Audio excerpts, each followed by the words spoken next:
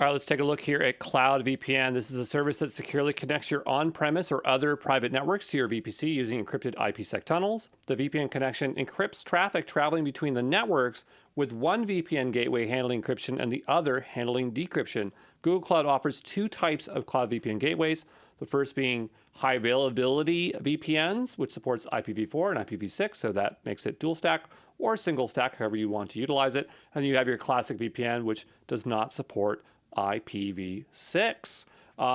Use cases here would be to connect to on-premise networks using Google Cloud securely, combined with Cloud Interconnect for high bandwidth hybrid networking, securely connect to VPCs using Cloud VPNs, which would be another case here. Let's compare HA VPNs with classic VPNs.